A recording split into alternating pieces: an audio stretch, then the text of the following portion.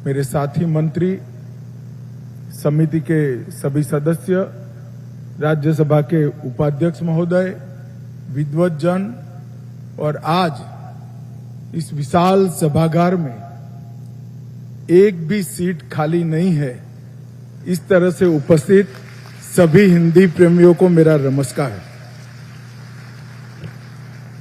सबसे पहले इस भव्य और भारतीय संस्कृति के प्रतीक ऐसे भारत मंडपम में मैं हिंदी दिवस समारोह में आप सभी का हृदयपूर्वक स्वागत करता हूं। आज का दिन हीरक जयंती का दिन है। 75 साल से हम एक यात्रा लेकर निकले हैं कि हिंदी को राजभाषा के रूप में स्वीकार कर हिंदी के माध्यम से देश की सारी स्थानीय भाषाओं को जोड़कर अपने संस्कार, अपनी संस्कृति, अपनी भाषाएं, अपना साहित्य, अपनी कला और अपने व्याकरण को भी संरक्षित और संवर्धित करने का ये संकल्प लेकर आप निकले हैं। ये 75 साल की यात्रा मुझे लगता है कि अब अपने उद्देश्यों को प्राप्त करने की अंतिम पड़ाव पर खड़ी है। इसलिए मैं आप सभी को बहुत बहुत बधाई देना चाहता हूं। आज का दिन हिंदी को संपर्क भाषा, जन भाषा, तकनीक की भाषा और अब अंतर्राष्ट्रीय भाषा बनाने के संकल्प का दिन है। मैं आज इस मंच से देश और दुनिया में रहने वाले सभी हिंदी भाषी भाइयों बहनों और अन्य भाषा बोलने वाले मेरे जैसे हिंदी प्रेमियों को भी बहुत बहुत शुभकामनाएं और बधाई दे। मित्रों, आज अनेक कार्यक्रम यहां हुए। राजभाषा स्मारिका का लोकार्पण हुआ, स्मारक सिक्का और डाक टिकट भी लोकार्पित की गई, भारतीय भाषा अनुभाग का शुभारंभ किया गया। आज मैं आप सभी को ये बताना चाहता हूं कि जो छोटा सा बीज बोने के आप साक्षी बने हैं, आने वाले कुछ ही सालों में ये बीज वट वृक्ष बनकर हमारी भाषाओं की सुरक्षा का केंद्र बनेगा। भारतीय भाषा अनुभाग एक प्रकार से राजभाषा विभाग का पूरक अनुभाग बनेगा, क्योंकि राजभाषा का प्रचार और प्रसार तब तक हो ही नहीं सकता जब तक हम हमारी सभी स्थानीय भाषाओं को मजबूत न करें और राजभाषा का इसके साथ संवाद प्रस्थापित न करें। कई सारे लोग ऐसा प्रचार करते हैं कि हिंदी का स्थानीय भाषाओं के साथ स्पर्धा है। मैं आज इस मंच से बहुत स्पष्ट करना चाहता हूं कि हिंदी और स्थानीय भाषाओं का कभी स्पर्धा हो ही नहीं सकती है, क्योंकि हिंदी सभी स्थानीय भाषाओं की सखी है। इसमें स्पर्धा होने का सवाल ही नहीं। हिंदी और सभी स्थानीय भाषाएं एक प्रकार से एक दूसरे की पूरक है और इसलिए हमने निर्णय किया है कि भारतीय भाषा अनुभाग के माध्यम से हिंदी और सभी स्थानीय भाषाओं के बीच का संबंध मजबूत किया जाएगा, स्पष्ट किया जाएगा। कोई भी लेख, कोई भी भाषण, कोई भी साहित्य का प्रकार हिंदी में है तो इसका भावानुवाद हमारा राजभाषा अनुभाग देश की सभी भाषाओं में करेगा और देश की सभी भाषाओं के साहित्य, लेख और भाषणों का अनुवाद हिंदी में भी होगा, भावानुवाद भी हिंदी में होगा। और ये मैं मानता हूं ये समय की जरूरियात है। मित्रों, आज कई प्रकार के परिमाणों से हिंदी को समृद्ध करने के लिए पुस्तकों का भी प्रकाशन हुआ है। इंडियन ओवरसीज बैंक की पुस्तक जो बैंक के कामकाज में राजभाषा का उपयोग, इसके लिए भाषा संगम, इसको लोकार्पण किया गया। भारत इलेक्ट्रॉनिक्स लिमिटेड, इलेक्ट्रॉनिकी और रक्षा और रक्षेतर शब्दावली का लोकार्पण किया गया। हिंदी कहावत कोष, मेरा सभी हिंदी प्रेमियों के आग्रह है, मैंने पुस्तक पढ़ा है, अंशुली जी ने मुझे 5 दिन पहले दिया था। डॉक्टर शरद अग्रवाल के पुस्तक को अगर आप पढ़ लेंगे तो बोलचाल की हिंदी भाषा बहुत समृद्ध हो जाएगी। डीआरडीओ, विज्ञान व विहान, वो भी एक प्रकार से विज्ञान के क्षेत्र में राजभाषा को मजबूत करने वाला पुस्तक है। राजभाषा की सेवा करने वाले ढेर सारे लोगों को राजभाषा कीर्ति और राजभाषा गौरव पुरस्कार भी दिया गया। मैं सभी को बहुत बहुत बधाई और शुभकामनाएं देना चाहता हूं। भाइयों बहनों, मैं लंबा बोलना नहीं चाहता, मैं आपका मूड देख रहा हूं, परंतु मैं एक बात पर जरूर कहना चाहता हूं। जब मुगलों का शासन लंबे समय तक चला, तब इसके खिलाफ देश के अलग अलग हिस्सों में स्वाभाविक रूप से स्वराज के लिए लड़ाई शुरू हुई। पंजाब में भी हुई, राजस्थान में भी हुई और सुदूर दक्षिण में महाराष्ट्र में भी हुई। जब युवा शिवाजी को उसके साथियों ने पूछा कि शिवा, आपका उद्देश्य क्या है लड़ाई का? हमारे पास ना संसाधन है, ना साधन है, ना सेना है, ना हथियार है, इतने बड़े साम्राज्य के सामने किस उद्देश्य से लड़ना है? तब उन्होंने 3 उद्देश्य कहे थे, स्वराज, स्वधर्म और स्वभाषा। स्वराज, स्वधर्म और स्वभाषा, ये तीनों को जो समाहित नहीं करता, अपने आने वाली पीढ़ियों को गुलामी से मुक्त नहीं करता। और इसलिए स्वराज के व्याख्या में ही स्वभाषा समाहित।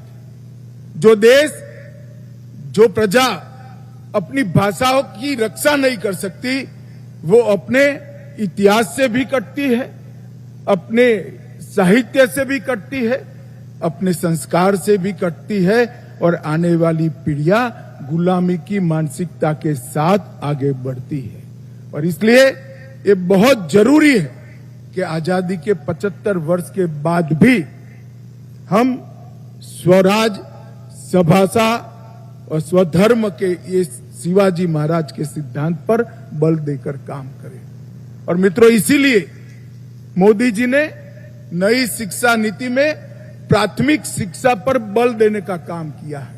और प्राथमिक शिक्षा अपनी भाषा में, बच्चे की मातृभाषा में हो, ये बहुत जरूरी समझा गया है और उस पर बहुत प्रयास किए गए। मैं मानता हूं कि बच्चे के बात करने की, अभिव्यक्ति की सबसे सुगम भाषा अगर कोई है तो अपनी मातृभाषा है।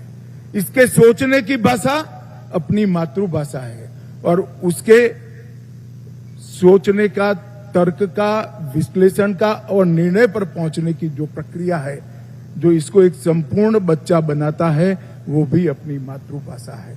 इसलिए मोदी जी ने मातृभाषा पर, शिक्षा पर बहुत बड़ा बल दिया है और मैं मानता हूं कि आज का दिन भारत की सभी भाषाओं को मजबूत करना है और राजभाषा को देश की संपर्क भाषा बनाने का दिन है, जिसके माध्यम से हम अपनी भाषाओं में ही अपने देश का कामकाज कर पाए। हिंदी की ये यात्रा कई सारे 1000 साल पुरानी है। सिद्धों और नाथों की भाषा के रूप में जानी जाती थी, फिर खड़ी बोली आई, फिर प्राकृत भाषा आई, फिर खड़ी बोली आई और बाद में हिंदी का स्वरूप आया। और मित्रों, मैं आपको ये भी बताना चाहता हूं, हमारे आजादी के आंदोलन में भी हिंदी का बहुत बड़ा योगदान है। सन 57 की क्रांति विफल जाने के कई कारण हैं। उसमें से एक प्रमुख कारण था कि संपर्क भाषा ही नहीं थी। इसके कारण सन 57 की क्रांति विफल हो गई थी। और आज मैं आप सबके सामने कहना चाहता हूं कि हमारा देश एकमात्र देश है जो जियो पॉलिटिकल देश नहीं है, भू राजनीतिक देश नहीं है। हमारा देश जियो कल्चर देश है, भू सांस्कृतिक देश है। हमारे देश को जोड़ने वाली अगर कोई कड़ी है तो संस्कृति। आप नॉर्थ ईस्ट में चले जाइए, वहां पर भी मणिपुरी नृत्य के अंदर आपको कृष्ण मिलेगा। दक्कन में चले जाइए तो भी कृष्ण मिलेगा। गुजरात के रास में चले जाइए तो भी कृष्ण मिलेगा। हम संस्कृति से जुड़ा हुआ देश है, जियो कल्चर देश है। अगर हमारे देश की एकता संस्कृति से बनी है तो हमारी संस्कृति भाषाओं से जुड़ी है और भाषाओं से बनी है। जिस दिन हम हमारी भाषाओं को गंवा देंगे, इस देश की एकता पर बहुत बड़ा खतरा मंडराने लगेगा। इसीलिए ढेर सारे आजादी के हमारे संघर्ष के नेताओं ने हिंदी को न केवल राजभाषा बनाया, इसके उपयोग को बहुत महत्व भी दिया और उसका प्रचार प्रसार भी किया। और हिंदी के लिए काम करने वाले ढेर सारे लोग, चाहे नेताजी सुभाष चंद्र बोस हो, चाहे राजा जी हो, अंबेडकर जी हो, महात्मा गांधी, आचार्य कृपलानी, के.एम. मुंशी, डॉक्टर आयंगर, ये कोई हिंदी भाषी नहीं थे।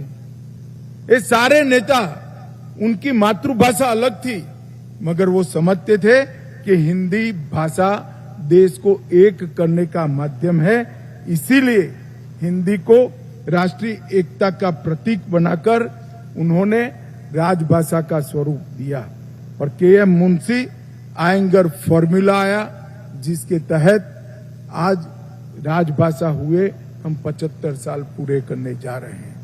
भाइयों और बहनों, हमारी भाषाओं को कौन बचा सकता है? यहां बैठे हुए विद्वत जन बचा सकते हैं। मैं बड़ी विनम्रता से कहना चाहता हूं, नहीं बचा सकते। सरकार तो बचा ही नहीं सकती। हमारी भाषाओं को बचा सकता है, अगर कोई बचा सकता है तो मां ही बचा सकती है और कोई नहीं बचा सकता। हर परिवार के अभिभावक तय करे कि हम बच्चे के साथ हमारी मातृभाषा में ही बात करेंगे।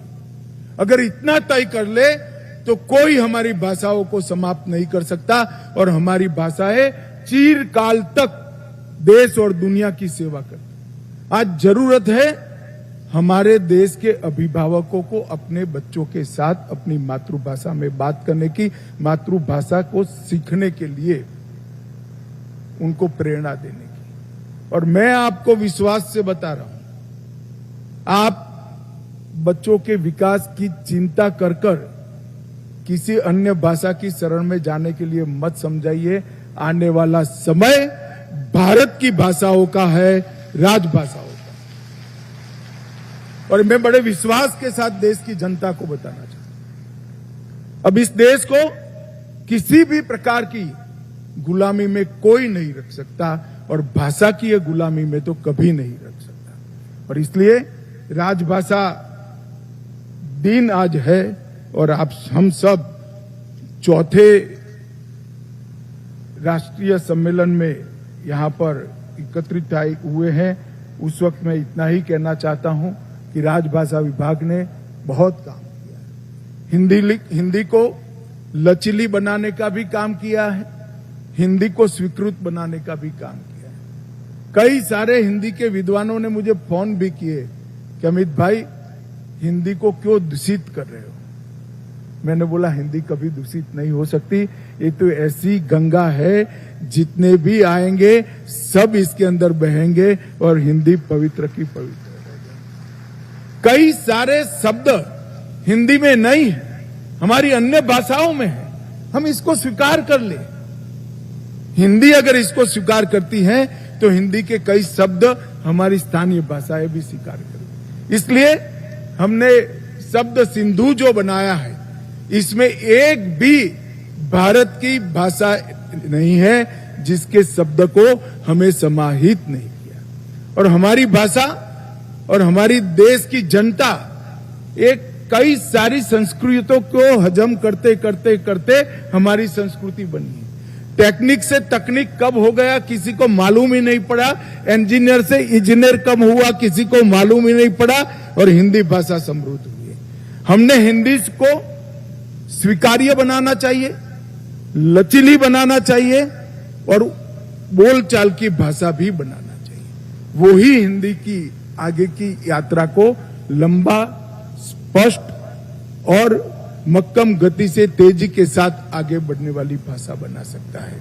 शब्द सिंधु का हमारा जो प्रयोग है वो अभी अधूरा है, इस पर और काम चल रहा है और मेरे मन में इच्छा है कि अगले चुनाव के पहले हिंदी का शब्द सिंधु, हमारा शब्दकोश विश्व का सबसे बड़ा शब्दकोश बनेगा, ऐसा मुझे भरोसा है। यहां पर कई विद्वानों ने हिंदी के शिक्षा में प्रयोग पर, हिंदी के टेक्निकल एजुकेशन, तकनीकी शिक्षा के प्रयोग पर, हिंदी के न्याय पालिका में प्रयोग पर कई सारे सुझाव दिए हैं। मगर मैं आप सभी को आश्वस्त करना चाहता हूं, नरेंद्र मोदी सरकार ये सभी दिशाओं में आज मक्कमता के साथ, धैर्य के साथ काम कर रही है। हम हिंदी को बढ़ाने के लिए संघर्ष नहीं चाहते हैं, सामाजिक स्वीकार्यता के साथ हिंदी बढ़नी चाहिए। सुप्रीम कोर्ट के मुख्य न्यायाधीश महोदय ने भी निर्णय लिया है, ढेर सारे जजमेंट्स का भारतीय भाषाओं में अनुवाद किया है। इसके साथ साथ राजस्थान, उत्तर प्रदेश, मध्य प्रदेश और उत्तराखंड, ये चारों राज्यों ने आज तबीबी शिक्षा का संपूर्ण हिंदी अभ्यासक्रम तैयार कर दिया है और मध्य प्रदेश में आज बच्चे चौथे सेमेस्टर में हिंदी में तबीब बनने का, डॉक्टर बनने का काम कर रहे हैं। वो हम सब के लिए बड़ा संतोष का विषय है। लगभग भारत की 13 भाषाओं में इंजीनियरिंग की पढ़ाई होने के कगार पर है और आने वाले दिनों में अनुसंधान की भाषा भी निश्चित रूप से हिंदी बनेगी। इतना मैं आज आपको आश्वस्त करना चाहता हूं और ये हमारा रोड मैप मोदी जी की अगुवाई में आगे बढ़ रहा है।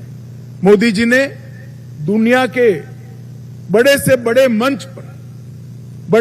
मंच पर विश्वास के साथ और गौरव के साथ पूरी दुनिया को हिंदी में संबोधित कर हिंदी की स्वीकार्यता को बढ़ाने का काम। जब अटल जी ने यूएन के जनरल असेंबली को हिंदी में संबोधित किया तब दुनिया अचंभित रह गई थी। आज मैं हिंदी प्रेमियों को बताना चाहता हूं कि आज हम यूएन की लैंग्वेज बन चुके हैं और 10 से अधिक देशों की द्वितीय भाषा भी हम बन चुके हैं। हिंदी अब अंतर्राष्ट्रीय भाषा बनने की दिशा में आगे बढ़ रही है, हिंदी की स्वीकार्यता बढ़ रही है। जरूरत है कि हम स्वयं हिंदी के महत्व को समझे, हमारी मातृभाषा के महत्व को समझे, हमारी नई पीढ़ी को मातृभाषा बोलना, पढ़ना, इसके साहित्य की वांचन की रुचि करना और साहित्य में रुचि खड़ी कर बच्चे को मातृभाषा का विद्वान बनाना, इस दिशा में हम सब ने काम करने की जरूरत है। आज मैं इस मंच से देश भर के सभी स्थानीय भाषाओं के प्रेमियों को भी आश्वस्त करना चाहता हूं, फिर से एक बार कहना चाहता हूं कि हिंदी भारत की किसी भी भाषा के साथ स्पर्धा नहीं कर सकती है।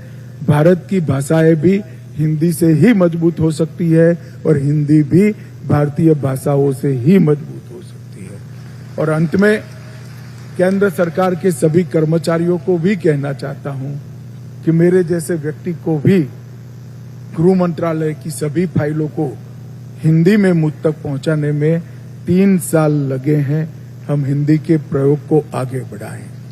मगर आज मैं संतोष के साथ कह सकता हूं, मेरे दोनों मंत्रालय में एक भी फाइल, एक भी पत्र व्यवहार अंग्रेजी में नहीं होता है, हिंदी में होता है। अगर हम तय कर ले तो संवाद कभी नहीं होता है। भाषा ये अभिव्यक्ति है और अभिव्यक्ति अपनी भाषा में जब होती है तब मुखर कर होती है। आने वाले दिनों में कई नए इनिशिएटिव है, मैं आज बताना नहीं चाहता, परंतु मैं इतना ही कहना चाहता हूं कि संचार विभाग ने जो डाक टिकट जारी किया है 75 साल की हिंदी की यात्रा पर, इसलिए मैं संचार विभाग का बहुत बहुत धन्यवाद करना चाहूंगा। और वित्त विभाग ने जो सिक्का जारी किया है हिंदी की 75 साल की यात्रा पर, वित्त विभाग को भी बहुत बहुत धन्यवाद कहना चाहूंगा। जो विद्वत जन देश भर से यहाँ आए हैं, उन्होंने हिंदी के महत्व, हिंदी की जरूरियात और हिंदी के भविष्य पर ढेर सारे सुझाव दिए हैं। मेरे विभाग के लोगों ने इसको लिखे भी हैं। आपका ये सुझाव निश्चित रूप से हमें हिंदी को मजबूत करने में काम में आएगा। फिर से एक बार आज के दिन पर सभी हिंदी प्रेमियों को बहुत बहुत बधाई और शुभकामनाएं।